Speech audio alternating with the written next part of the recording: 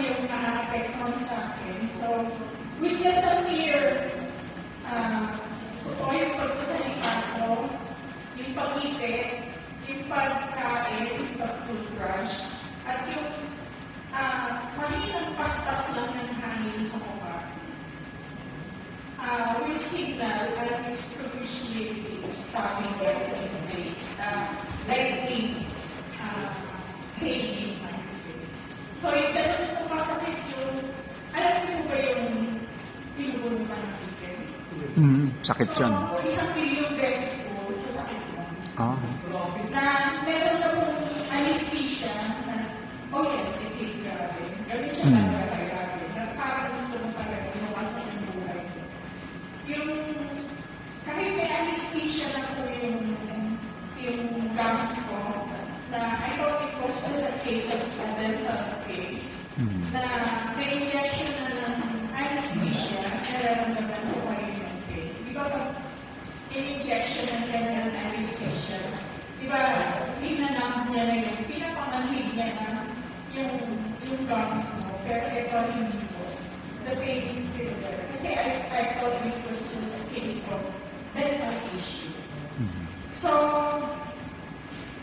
noon, nakita ko po yung, nag-research ako and I found some supplements to address this kind of disease. But then, pagpapala na yung ininom mo na supplement, bumabalik na po yung sakit. So sabi ko, pagod na rin ako uminom ng iba't ibang klaseng supplements at saka medication. Sabi nga ng doktor ako, para na daw akong back to the drugstore. So dami yung ininom ko. So,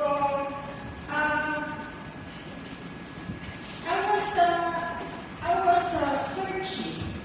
Hinahanap ko kung ano talaga yung pwede ba na hindi na iniinumin. Kasi the last time, nagpa-check ako, nasa borderline na daw yung damage ng liver ko.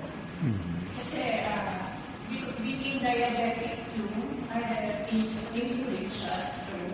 So, parang, nung bigyan ako ng doktor ng gamot, that will address the thing. Ako yung bahalang ng dosage dun sa iniinom ko. But I cannot take more than 1,200 milligrams of that pain medication kasi it is addictive.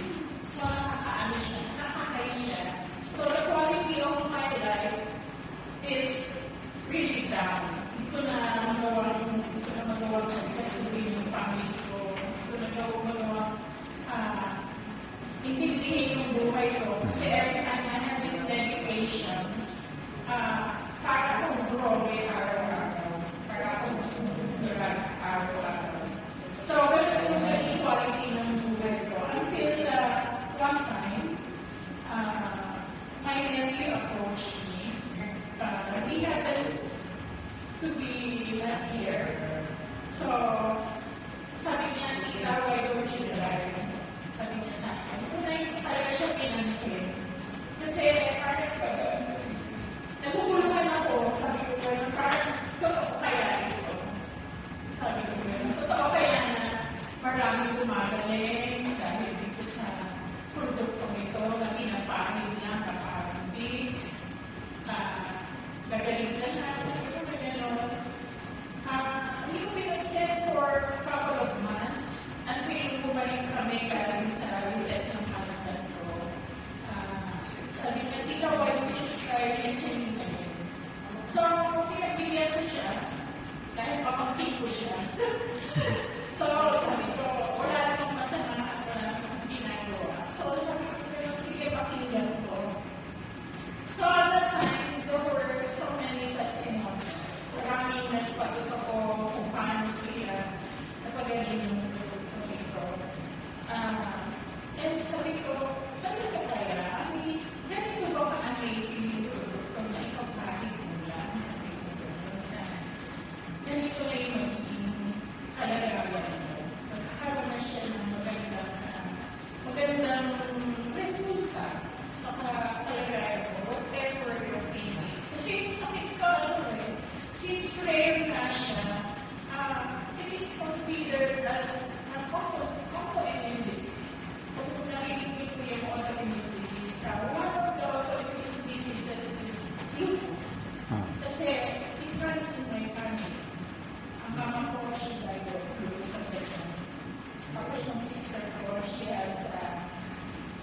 bibigay.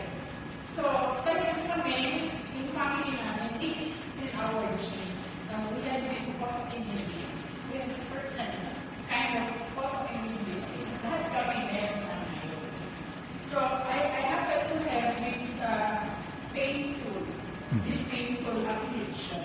And it is considered one of the most painful affliction in the history of medicine. Hindi siya nakakamatay, pero parang gusto mo na mawala. Ganun yung sakit ko. So, I'm very thankful at napunta ako dito sa company ito.